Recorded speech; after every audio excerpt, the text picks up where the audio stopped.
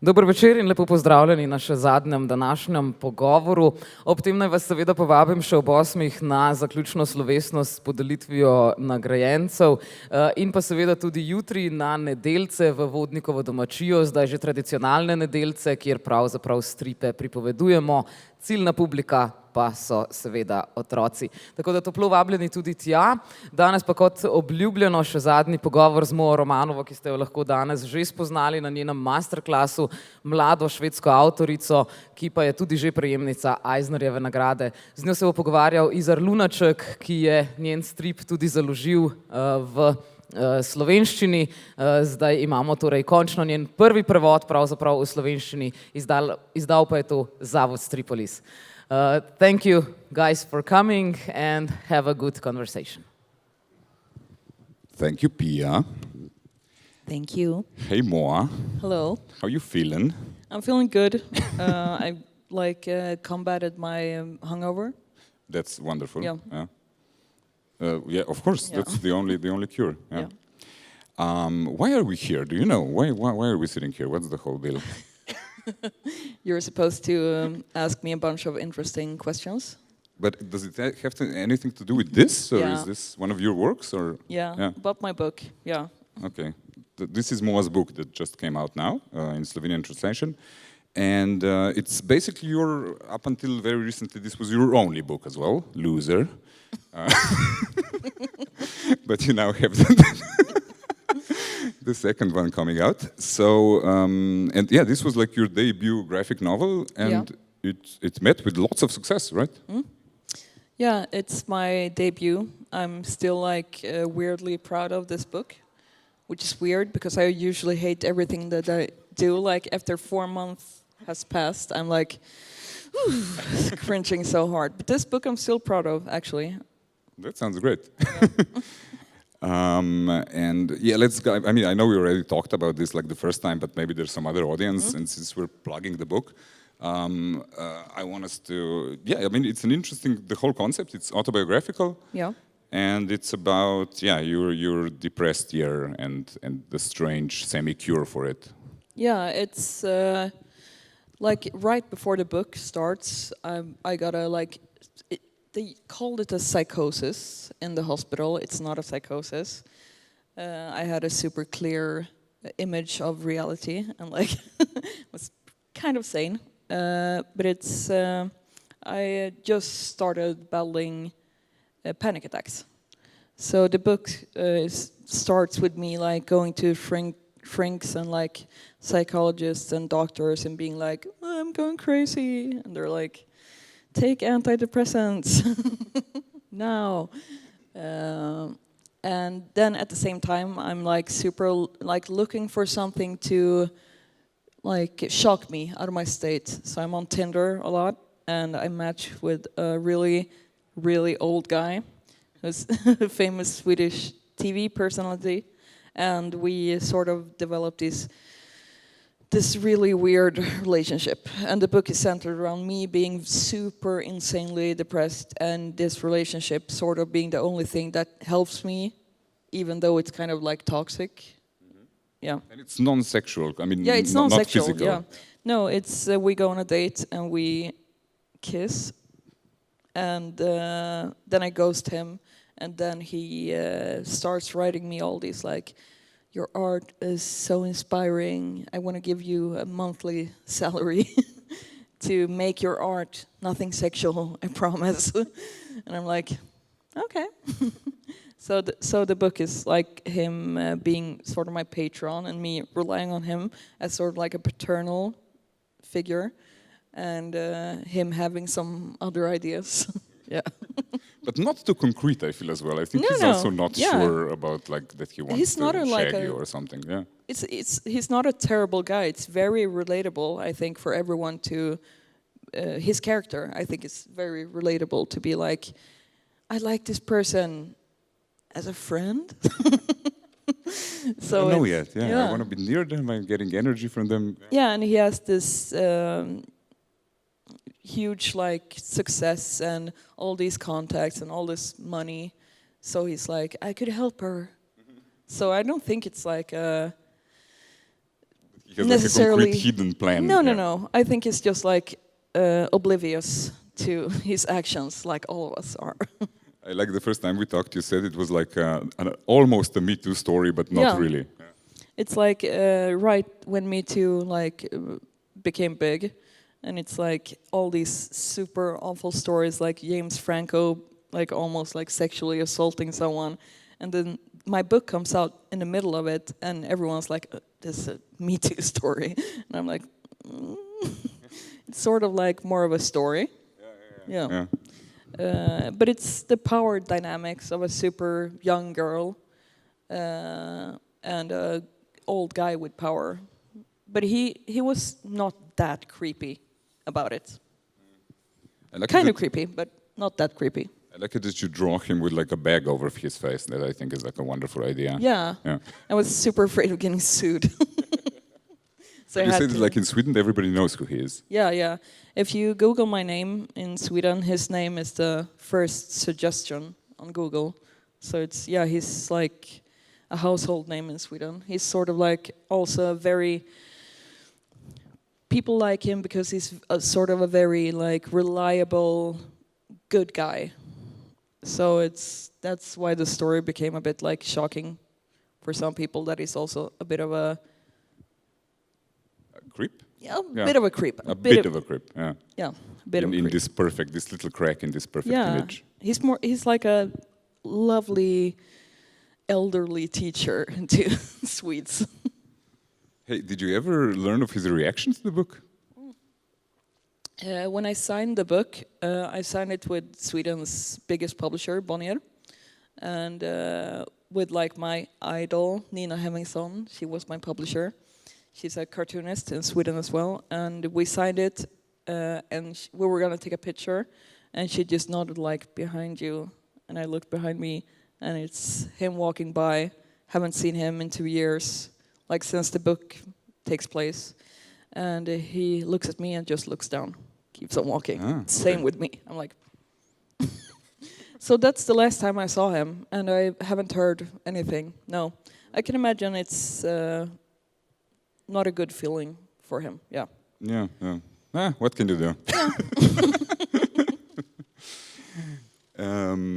I wanted to ask you, like before, it was interesting for me to see, because I only knew this by you, and then I saw like all of the stuff that you did before. I don't know how many of you were at the masterclass, and I was like really surprised to see that you were actually like really competent in the drawing like super realistical stuff, which of course for comics wouldn't be suitable at all, because but I thought it was really interesting, this switch into this very simple, like almost like aesthetically ugly style. Yeah.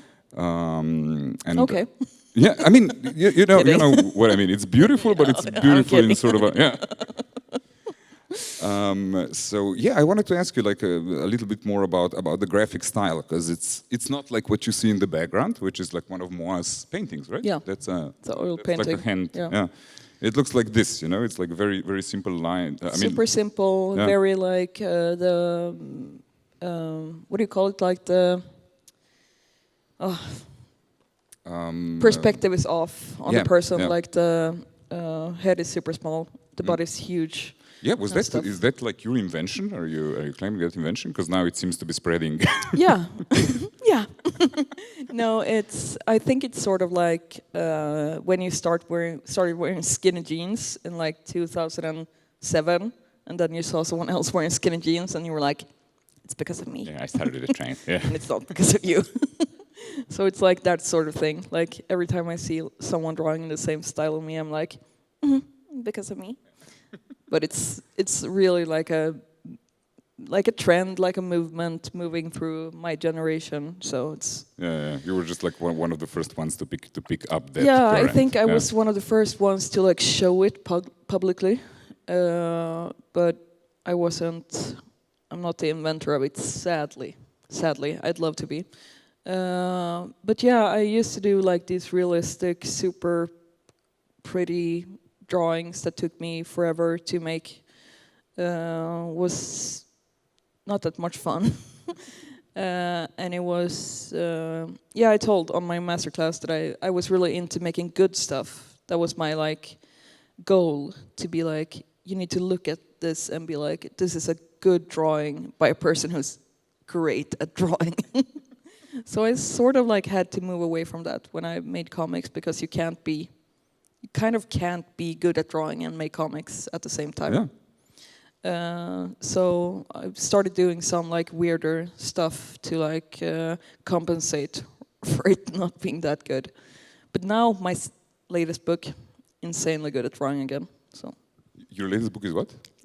I'm insanely good at drawing again. Okay, So, yeah, excellent, that's good. excellent. Because anything, like I only saw a couple of pages from your last book, Yeah. but it doesn't seem to, I mean, you can see it's drawn by the same person, it's the same style, but do you feel like something has developed?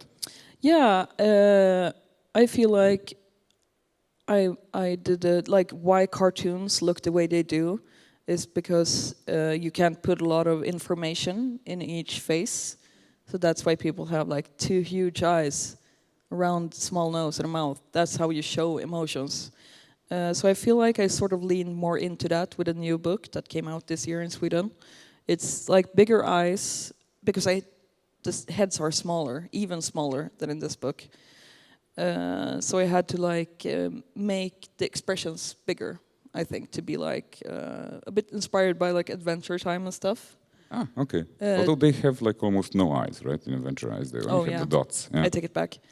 But to have like very visible expressions, like big comedic expressions, because the heads are so small, what's contained in them needs to be bigger.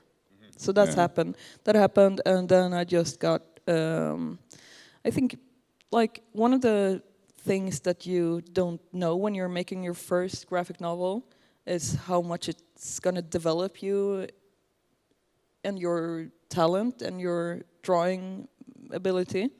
It was like a total shock to me, because this book is maybe 200 something pages, 220 pages. 203, yeah. So it's in every page there's at least like 6 drawings usually.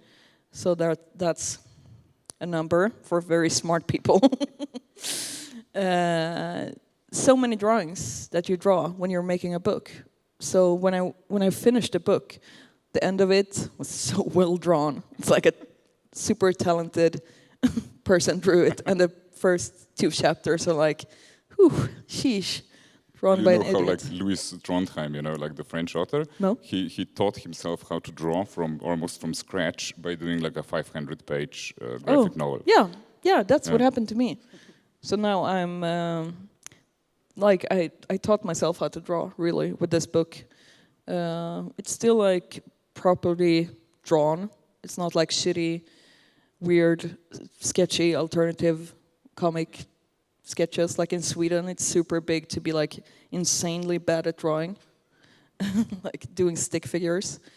This is better than that, but it's like someone finding their love of drawing, I think. Yeah, because you told me this is like the first time in ages when you felt like good doing art, you know, like I have so much fun making art now. When I started out, I was more of like wanting to be like the equivalent of being like a cute girl, being like a hot girl, always being focused on being pretty and cute. That's like how I viewed my drawings. Always like has to be, everyone has to view this as like a good thing, a pretty thing, like, and then it sort of evolved into being like a more like a punk attitude, I think, towards it being like a. Yeah. So you don't try to please people. I mean, that's the part that's stressful, I think, about art. If you're so focused on how people are going to react to it. Yeah, it's to me, it's I always try to please people, but now I'm just doing it like before I was doing it at 100% rate. Like I was just like needing to draw perfect hair and stuff, and now I'm more at like a 45%, still needing to please people. But that's a good thing, you know. If you want to like succeed, you need to be somewhat of a people It's good pleaser. that you're communicative, that you still think about how somebody's going to receive this, that it's not like completely solipsistic. Yeah. Of course, it's the most important thing to me, that I'm lovable and popular. It's just, when you focus on it too much, it just becomes such stress. Yeah. Like, 45% perfect. Excellent.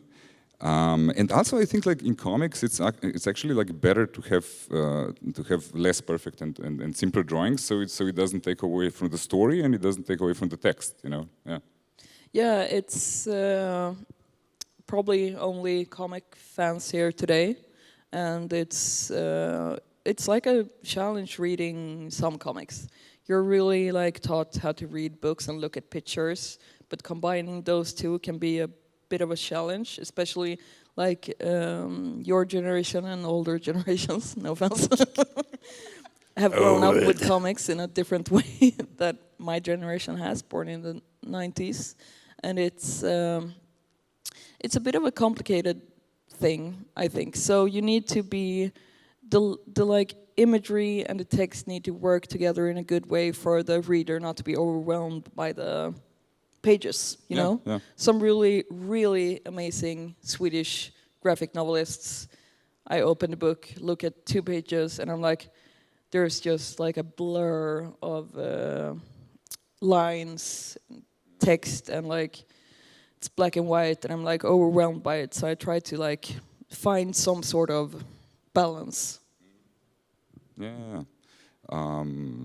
Yeah, I mean, because you had like for a while, I remember like in the 80s where it was like the heavy metal and that sort of thing. You I know? love it. My favorite magazine. Yeah.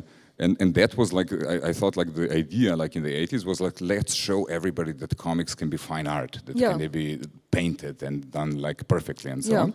And it's a different type of comics. It's still good comics, but it's not the sort of comics you just read through. It's basically looking at beautiful pictures. But it's really cool. Like the magazine he's talking about is a French magazine, right? Yeah, Metal Hurlant, it was the French version, and then I found some stacks of it at flea markets, and it's like airbrush comics, some of it, and it's like this. Imagine going into a really run-down pizza place, and there's a like airbrushed painting of a waterfall on the wall, like in that style. This magazine is, and I love it. But yeah, it's my dad grew up with Western comics, like Western, like cowboys, Indians, that sort of thing. Super big reading comics in his generation. He's born in 62, maybe. And to me, those are almost impossible to read because it's too much information per panel. So I try to keep it down, but a part of me always wants to fill each panel with like tiles and eyelashes and stuff. So I need to like... and the patterns you put in. Yeah, exactly. I don't think that like Metal Hurlant is definitely it's the same quality of comics as the comics that are made now that are simpler, but it's just comics doing the different thing. Yeah, they have a different but it's more of like an acquired taste, I think, to look at one of those comics and be like able to take it in, to look like at 6 or 9 images on one page and be like, especially if there's like several sentences of dialogue in each panel. I try to, with this book, I was super inspired by Simon Hanselman, who's really good at dialogue. It's like I learned dialogue from Simon Hanselman. It's very, he leaves the gaps in the dialogue. It can be like an awkward conversation, and he leaves a 8-panel silence in it. That's like, and it really helps like convey the message of an actual dialogue to me. So I've been super inspired by that. A lot of I have like a completely silent chapter in this book that I've drawn in manga. Oh yeah, that's amazing. Yeah, it just switches from this style to complete manga style. Yeah. We had a manga class in my school. I went to a comic drawing school, and we had a manga week. And we had to draw 6 manga pages.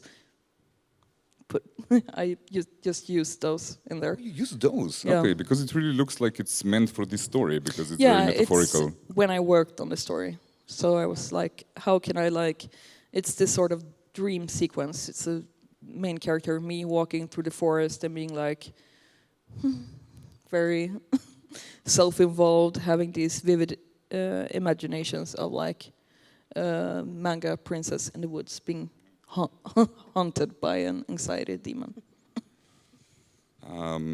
Oh yeah, I wanted to ask you, like when you published this book in Sweden, was it like, very successful even in Sweden, or did like the huge success only come after you did like the other language versions, especially the American one? The success of this book was pretty immediate, I would say. I think there was a huge movement in Sweden, like of female comic artists making satire, political satire, that had been.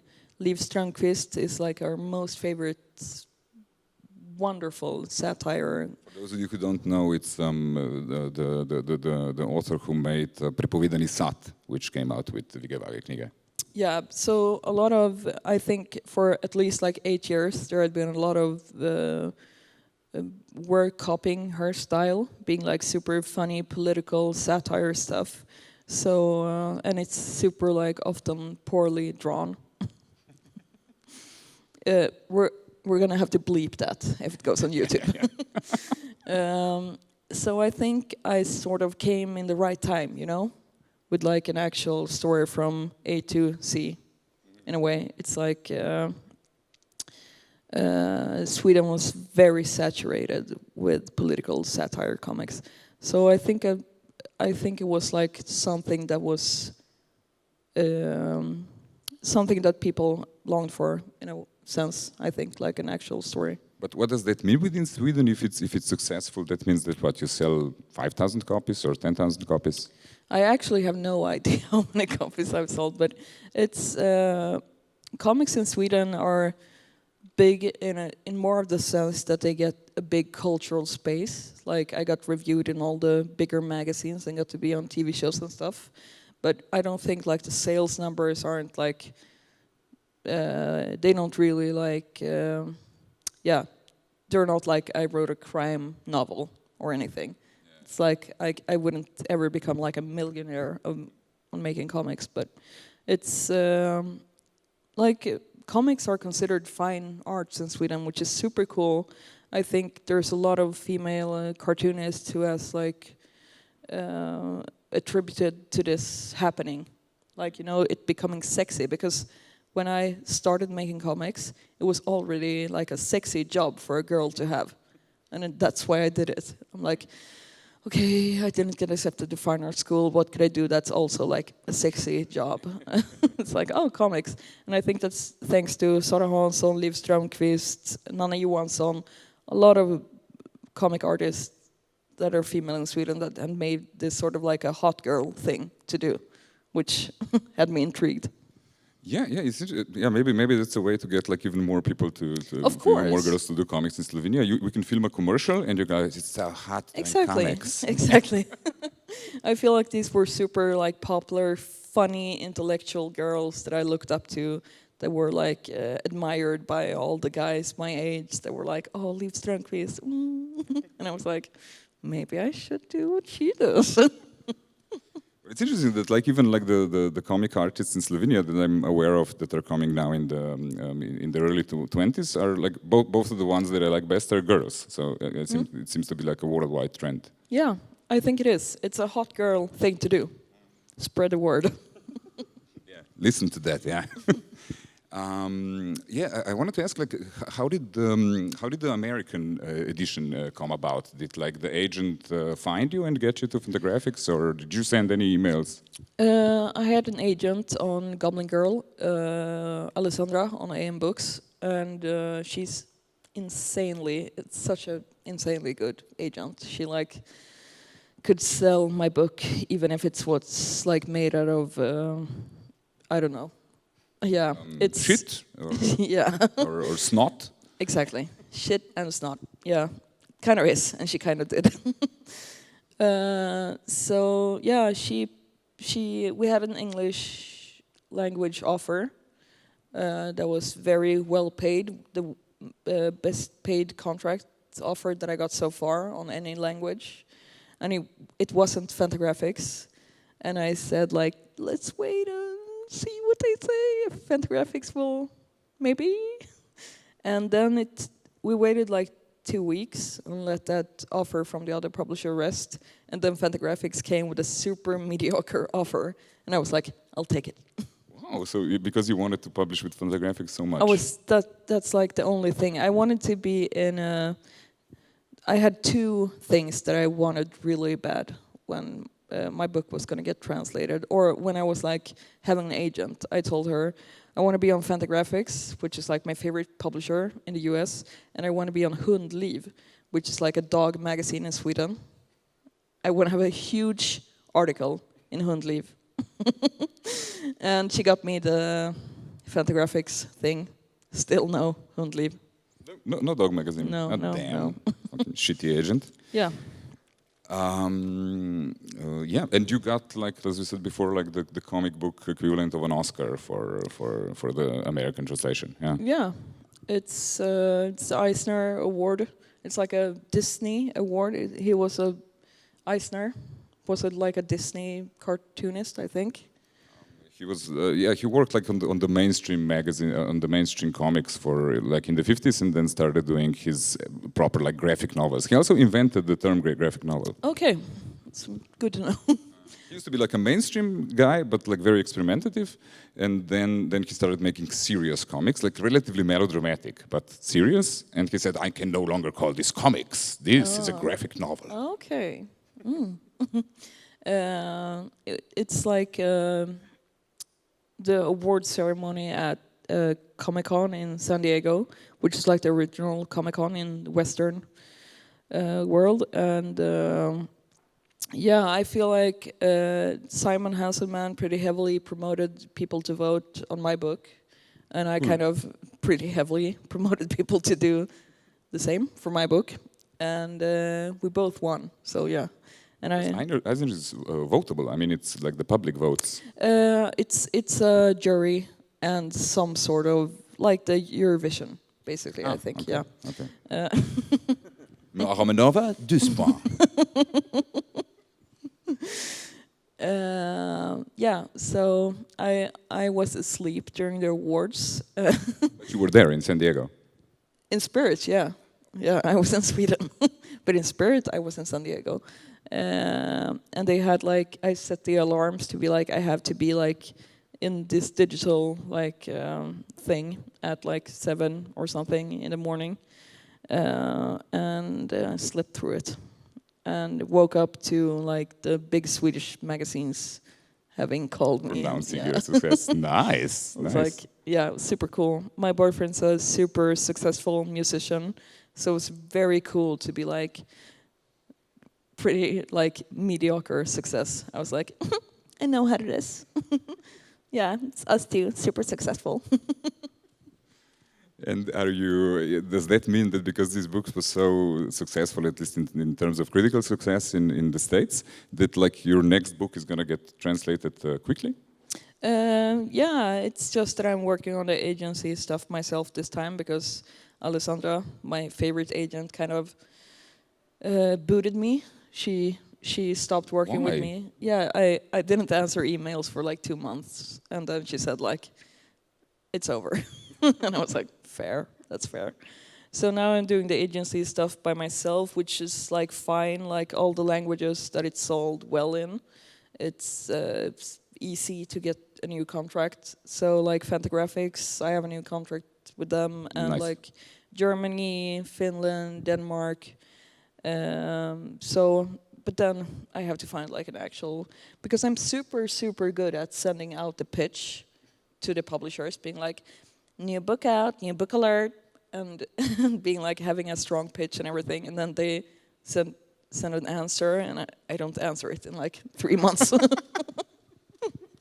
have other stuff Start to do. well, but... Yeah, I have a super strong starting point. I'm like, I'm the agent, you can call me at this number, you can email me, and then like not answering ever again. Do you know when it's coming out in the States? Probably next year, like February, March. Nice. Really looking forward to it, because I can't read Swedish, and it would be great to see that. Yeah, well, it's readable now if you buy it in Swedish, because maybe half of it is in English. Oh, right, because it's set in the States. Yeah, it takes place in Texas and Los Angeles, so it's readable ish for other nationalities.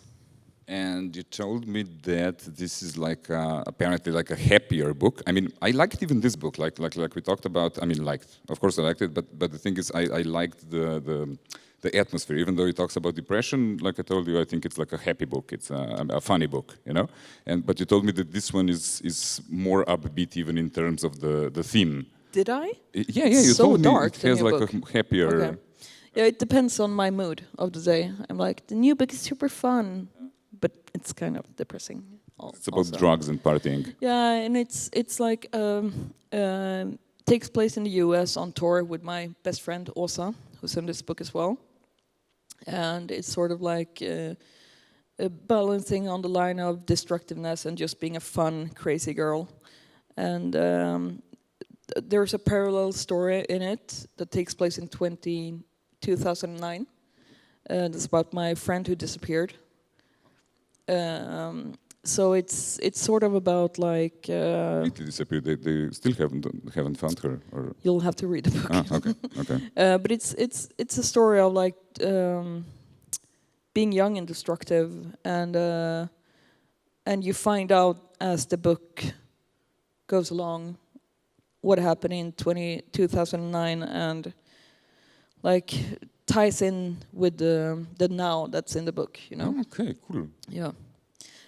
So it's kind of like, I feel like I told you, like there's a lot of different opinions on my books, on my comics, that some people are like, oh, I tried to read it, I just got a panic attack, I couldn't handle it. And some people are like, you could have gone heavier on like the anxiety stuff, it's pretty lighthearted. And I'm like, I feel like it tells so much about the person saying this to me, because people who have been dealing with a lot of emotional trauma on their own are like, this is a funny book, haha. And people who are like pushing it away are like, couldn't really, no. Yeah. Because if you've had troubles like that yourself, it's like, oh, I'm not alone, and yeah, it can be handled in a lighthearted way. All the Danish reviews, and like I was on some Danish TV shows with reviews, and they were like, oh, it's so dark. And I'm like, oh, fucking course. The Danes, they're so like, la, la, la, la. Just smoking weed and being happy. It's like, not the Swedish way at all. Yeah, you told me that like the Danes have the moniker of the good Scandinavians now, Yeah. that they took this away from you Swedes. Yeah, we kind of been the trendy, cool Scandinavians forever, and now the Danes are taking the crown, which is terrible and needs to be stopped. You should try to advise the government for this whole program. That Of course, yeah. We need to like either have Denmark become a part of Sweden or just demolish the entire nation. Something needs to be done. That's for sure. Yeah. Let me see. Oh, yeah. I was going to ask you, like, okay, both of these books are autobiographical, which I think is great. I really like autobiographies. But are you like, is it anywhere in the back of your mind of doing something that's not an autobiography? Yeah. Or? Yeah, I'm super into doing something that's completely out of my own imagination. I'm really like, that's probably my next project. Okay, cool. What would you do? Like still a realistical story or like a completely fantastical? I think like the magic of doing comics is that you can afford special effects because it's the same price as just drawing realism. So I'm probably gonna. I've been really inspired by Stranger Things. To do like something that takes place in the 80s. It's about the Cold War. I'm working on the storyline right now. It's like we had in Sweden, we had a huge paranoia about the Cold War, and it's always like, oh, the Russians are here. Are they here? So it's kind of tied into that, and I come from the absolute center of Sweden. Basically, we call it way up north because it's like everything in Sweden is centered down south, but I'm from the coastal area, and it's like we protected our borders very seriously, and we have all these military buildings from the Cold War, and it's like some sort of like mystery novel around like that sounds fun. Yeah, and only logical. Yeah, going from and it's from gonna realism to I feel like it's gonna be Stand by Me by Stephen King. Do you know the? Yeah, it's like a coming of age story, but Stand by Me plus ketamine. I feel like plus what? Ketamine. Aha, okay. Yeah, so it's like Cool. plus hard drugs. So it's gonna be the Swedish version, I think. Nice. Okay, we're sort of running out of time slowly because it's going to be 8, but we still have another like 5 to 7 minutes. So if anybody from the audience has any questions for Moa, now is the time to ask.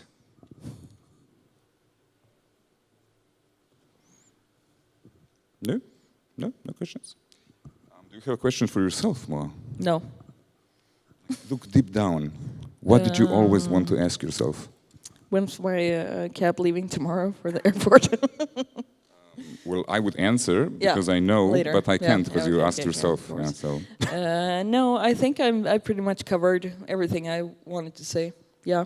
Excellent. And if there's any questions, like just hit me up. I'll be chugging down a beer. So we lie. Yeah. Okay, well then, thanks a ton, Moa. This has been super fun. And oh yeah, I wanted to say it's great that you're here. I think we're having fun at this festival, and yeah. Yeah. I've been having an insane amount of fun in Ljubljana. It's been a whirlwind for my like family and friends. I've been calling them, bragging, saying like, "Oh, it's like a Stockholm after party all the time."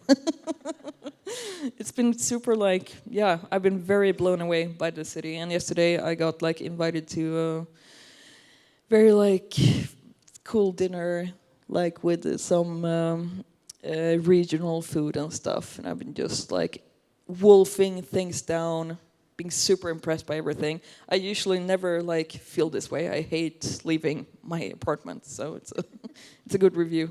Yeah, that's the best compliment Yeah. we can get. Yeah. Okay, well, thank you, everybody. Thanks for listening. Moa is still going to be here, like in case somebody wants to get a signature or something. We'll take a little break now, and afterwards the award ceremony. Thank you.